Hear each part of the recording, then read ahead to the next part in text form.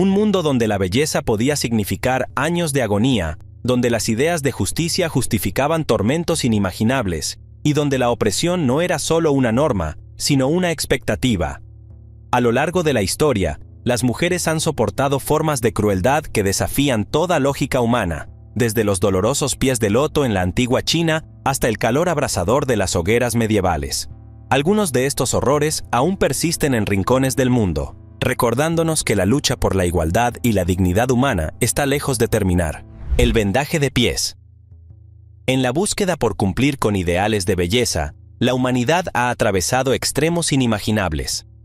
Uno de los ejemplos más perturbadores de esta obsesión fue el vendaje de pies en la antigua China, una práctica que se convirtió en un símbolo de estatus, elegancia y atractivo, pero que trajo consigo un sufrimiento inimaginable.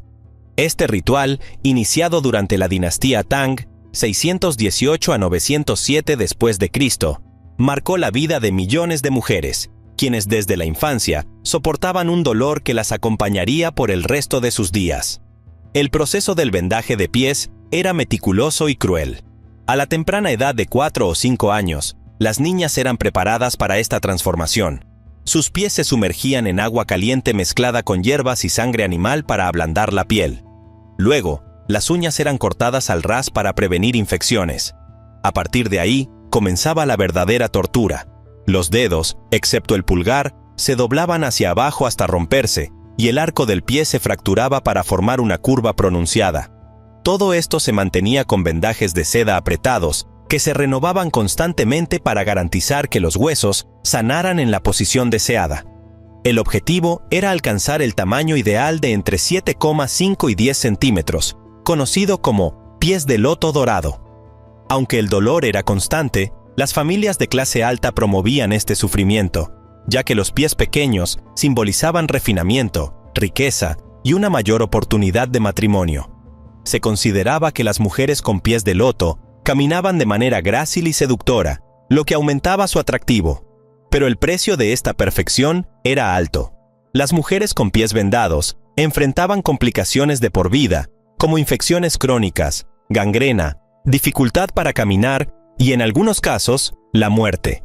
El vendaje de pies no solo era un estándar de belleza, sino también una herramienta de control social.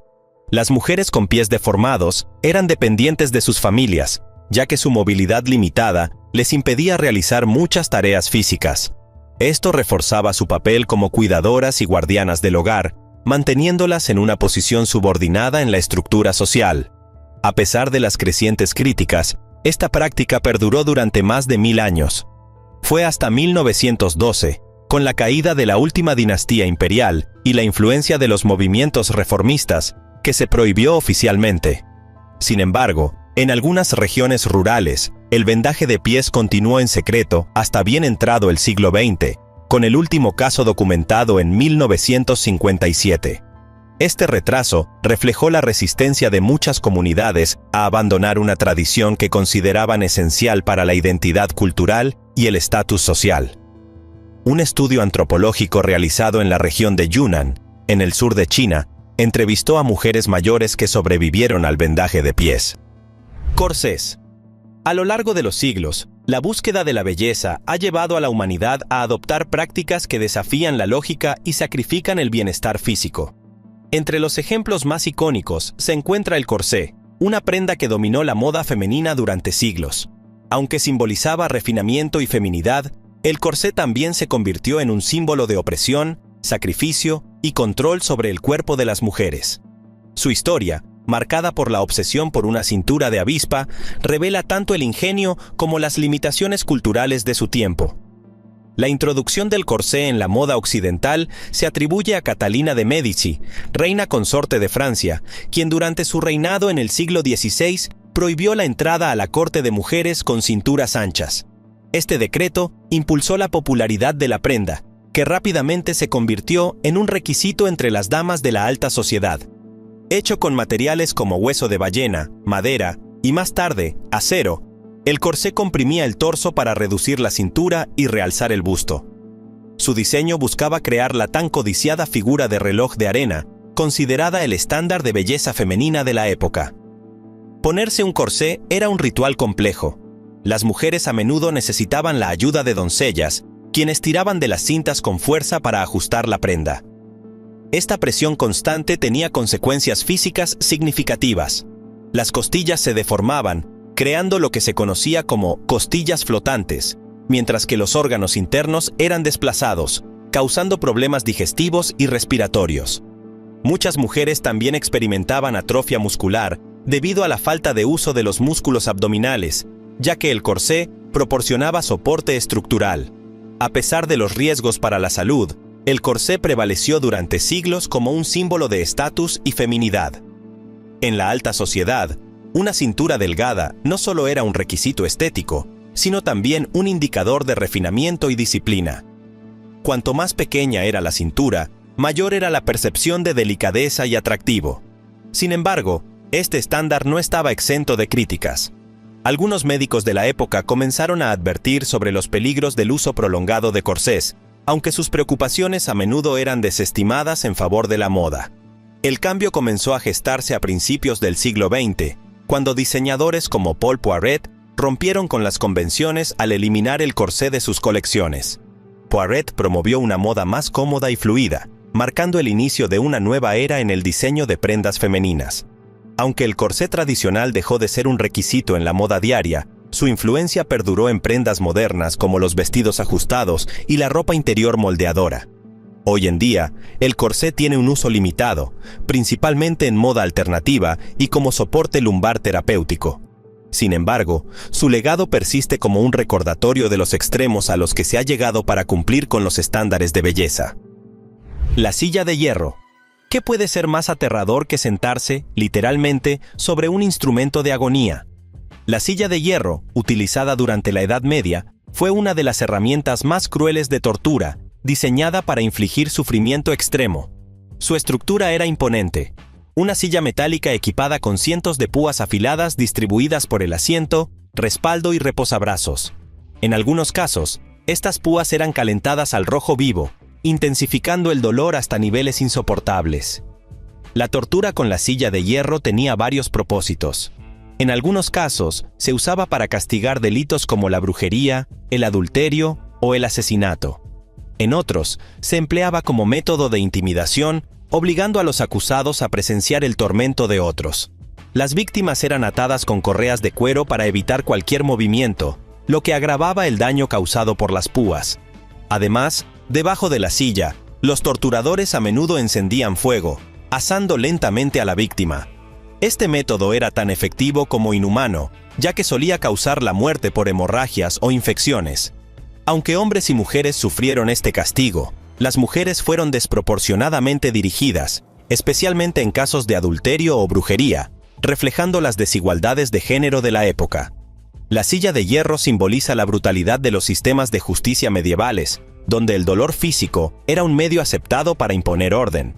Un ejemplo histórico documentado menciona que en el siglo XVIII, en Baviera, se utilizó una versión modificada de la silla de hierro en juicios por brujería.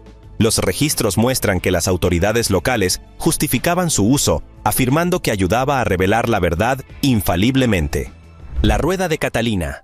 ¿Cómo convertir un símbolo de devoción religiosa en una herramienta de muerte?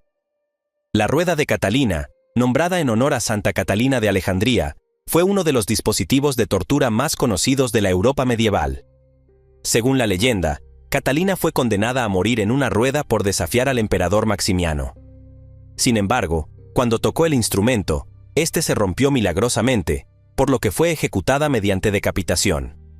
A pesar de su martirio, el uso de la rueda como instrumento de tortura prevaleció durante siglos.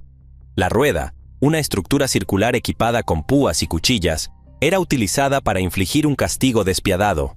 Las víctimas eran atadas y giradas lentamente, mientras sus extremidades eran golpeadas con palos para romper huesos. En algunos casos, las cuchillas se usaban para desgarrar carne, prolongando el sufrimiento. Las ejecuciones con esta herramienta podían durar días, dependiendo de la severidad del castigo. La rueda de Catalina no solo era un método de tortura física, sino también un espectáculo público. Las autoridades la utilizaban para aterrorizar a la población, enviando un mensaje claro sobre las consecuencias de desafiar el poder establecido. Con el tiempo, la rueda se convirtió en un símbolo tanto de opresión como de resistencia, al estar asociada con historias de mártires y héroes. En Alemania, durante el siglo XVII, se registraron ceremonias públicas donde las ruedas de Catalina se exhibían como advertencias.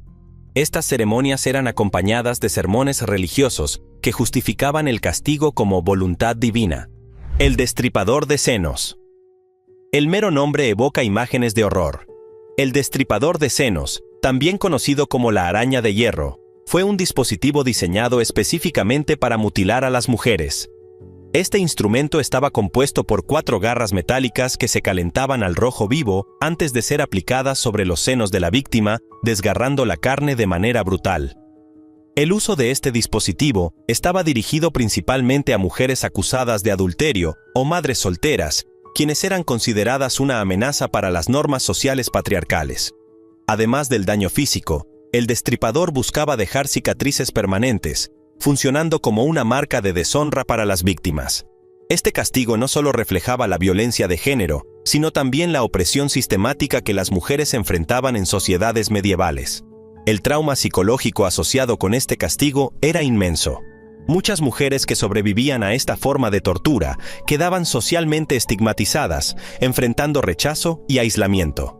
La araña de hierro se convirtió en un símbolo de la misoginia institucionalizada, donde los cuerpos de las mujeres eran controlados y castigados de maneras inimaginablemente crueles. En los museos europeos que exhiben estos dispositivos, se explica que el destripador no solo se usó en la Edad Media. En algunos casos, registros del siglo XIX indican que herramientas similares fueron utilizadas en contextos coloniales para castigar a mujeres esclavizadas. La cuna de Judas. En la oscura época medieval, cuando el miedo y la opresión eran armas del poder, la cuna de Judas se alzó como uno de los instrumentos de tortura más brutales e infames. Este dispositivo, diseñado con precisión para infligir el máximo sufrimiento, consistía en una estructura piramidal puntiaguda sobre la que se obligaba a las víctimas a sentarse. Suspendidas con sogas, las personas eran bajadas lentamente sobre el vértice, un proceso que desgarraba tejidos y producía un dolor inimaginable. La cuna de Judas no era un simple instrumento de castigo. Su función trascendía lo físico. El acto de someter a alguien a esta tortura buscaba no solo infligir daño corporal, sino también quebrar la dignidad y el espíritu de la víctima. A menudo, las mujeres acusadas de brujería o herejía eran los objetivos principales de este método. En una sociedad que percibía a las mujeres como más susceptibles a la corrupción o la influencia demoníaca, la cuna de Judas se convirtió en una herramienta para reforzar estas creencias y mantener el control patriarcal. El proceso era metódico y aterrador. Las víctimas eran llevadas a cámaras oscuras, donde la cuna de Judas se erguía como un recordatorio escalofriante del poder del verdugo. Una vez atadas, se las suspendía sobre el vértice de la estructura. Las sogas se soltaban lentamente, haciendo que el peso del cuerpo de la víctima recayera sobre el punto afilado. En ocasiones, los torturadores acompañaban este proceso con amenazas o cuestionamientos, utilizando el dolor como una forma de extracción de confesiones. Este método no solo buscaba arrancar confesiones, sino también convertir a las víctimas en ejemplos vivos o muertos de las consecuencias de desafiar el orden establecido. El simbolismo detrás de la cuna de Judas era igual de perturbador. Representaba la autoridad absoluta del Estado y la Iglesia, y su capacidad para controlar a las masas mediante el miedo. No importaba si la víctima era inocente. Lo importante era reforzar el mensaje de que cualquier desviación de las normas podía tener consecuencias devastadoras. Este tipo de tortura era tanto un espectáculo público como un acto privado de dominación, diseñado para aterrorizar a quienes presenciaban o escuchaban sobre estos castigos. A pesar de su brutalidad, la cuna de Judas, al igual que muchos otros instrumentos de tortura medievales, quedó relegada al pasado con la llegada de la Ilustración y los movimientos humanitarios. Sin embargo, su existencia sigue siendo un recordatorio inquietante de hasta dónde puede llegar una sociedad en nombre de la justicia y el control. Lapidación. Entre los castigos más brutales y antiguos de la historia humana, la lapidación destaca como un acto profundamente simbólico y violento. Su práctica, que consiste en que una multitud arroje piedras hasta causar la muerte de la víctima, trasciende el castigo físico para convertirse en una herramienta de control social y moral. Este método, cargado de brutalidad, tiene raíces que se extienden a los albores de la civilización, pero su persistencia en ciertas regiones del mundo contemporáneo plantea serias preguntas sobre los derechos humanos y la igualdad de género. La lapidación se originó como parte de códigos legales arcaicos. Uno de los primeros registros se encuentra en el Código de Hammurabi, un conjunto de leyes babilónicas que incluían la lapidación como castigo para delitos graves como el adulterio o el incesto.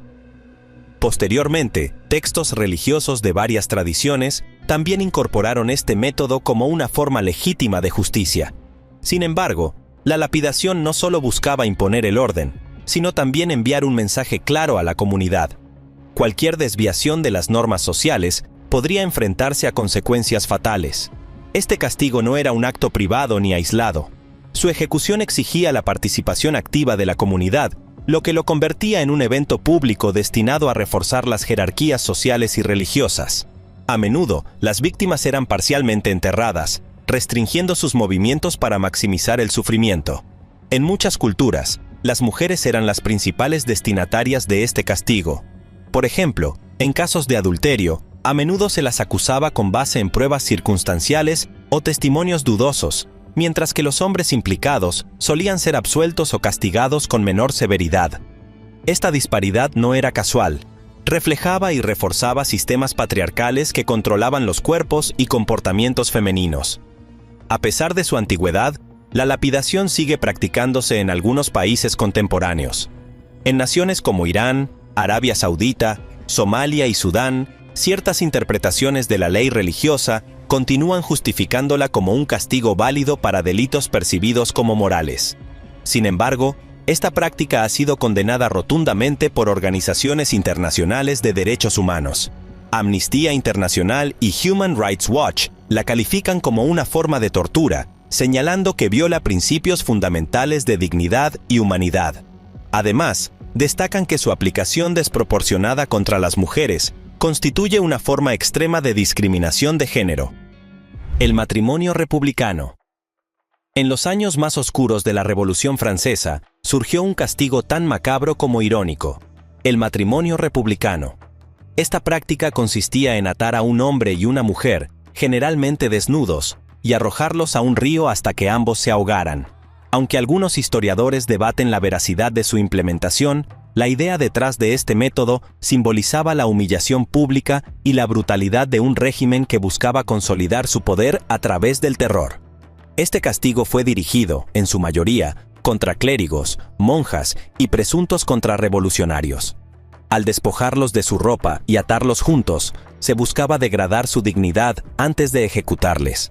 La práctica adquirió un carácter emblemático durante el reinado del terror, un periodo donde la paranoia y el fervor revolucionario justificaban actos atroces. Aunque no existen testimonios concluyentes que confirmen la regularidad de los matrimonios republicanos, el término ha perdurado en la memoria histórica como un símbolo de los excesos de la Revolución Francesa.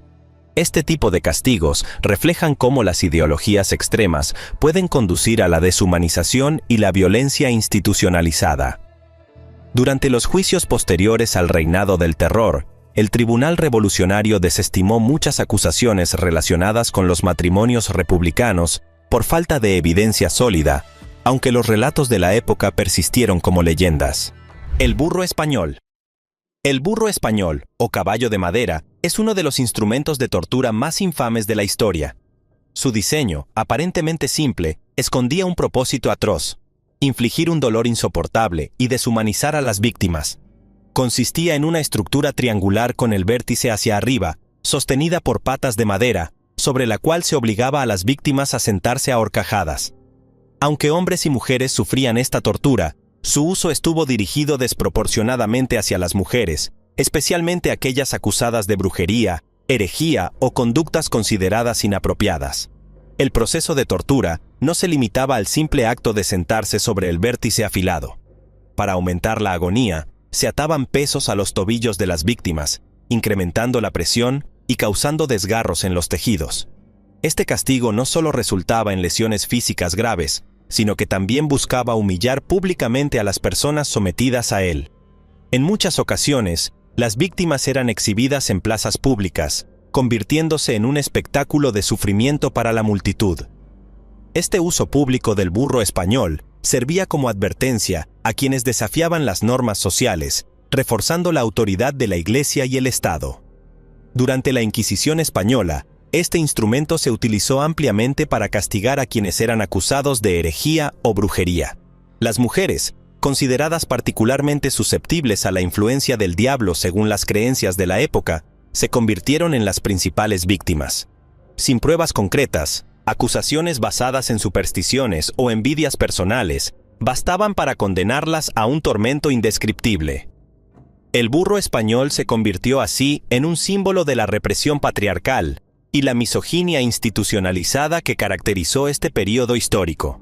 Sin embargo, el uso del burro español no se limitó a la Europa medieval. En América, tras la colonización, este instrumento fue adoptado en distintos contextos. Durante la época de la esclavitud, una versión modificada del burro español fue empleada para castigar a esclavos considerados insubordinados. En lugar de usarse como un medio de control religioso, esta herramienta servía para reforzar el dominio de los amos sobre sus esclavos, infligiendo dolor físico y degradación psicológica. Incluso después de la abolición de la esclavitud, su legado persistió. Durante la Guerra Civil de Estados Unidos, relatos históricos documentan que un dispositivo similar fue utilizado para disciplinar a los esclavos liberados que se consideraban desafiantes. El impacto del burro español trasciende su función como herramienta de tortura. La quema en la hoguera. El fuego, un elemento de purificación y destrucción, ha simbolizado tanto miedo como poder a lo largo de la historia. En el contexto de la quema en la hoguera, su uso trascendió lo físico, convirtiéndose en un mecanismo de control social y moral. Este método de ejecución no solo infligía un dolor extremo, sino que también enviaba un mensaje escalofriante. Cualquier desviación de las normas establecidas podía significar un final ardiente. Los orígenes de la quema en la hoguera se remontan a civilizaciones antiguas como Babilonia y Egipto. En estos contextos, el fuego era considerado un medio de comunicación con los dioses, purificando a los culpables o liberando a las almas corruptas. Sin embargo, fue en Europa medieval y durante la Inquisición española donde esta práctica alcanzó su apogeo.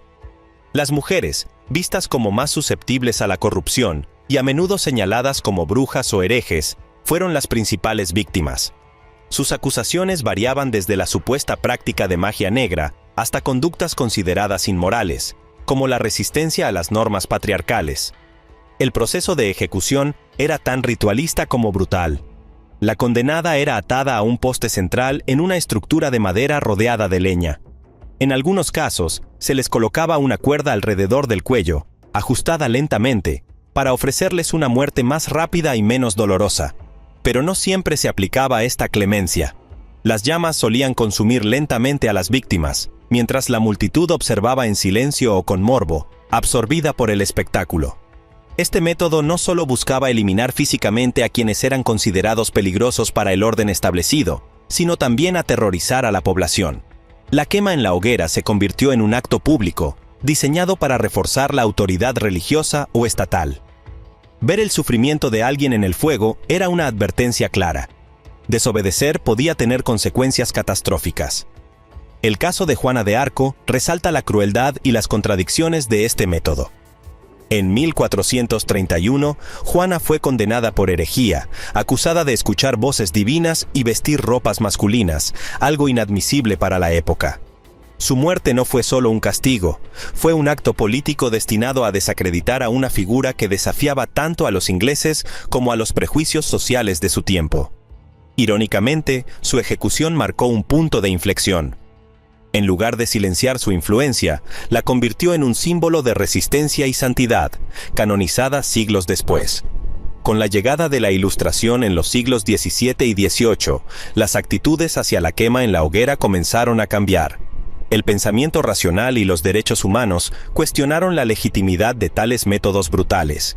Escritores y filósofos, como Voltaire, denunciaron estos actos, abogando por un sistema de justicia más humanitario. Este cambio de perspectiva contribuyó al declive de la quema en la mayoría de los países, aunque no erradicó su legado sombrío. Finalmente se asocia principalmente con Europa. La quema en la hoguera también se practicó en América colonial. En 1805, Estados Unidos registró su último caso conocido. Una mujer afroamericana fue ejecutada bajo este método, reflejando las tensiones raciales y de género profundamente arraigadas en la sociedad de la época. Este hecho evidencia cómo la práctica trascendió fronteras, adaptándose a contextos locales de opresión.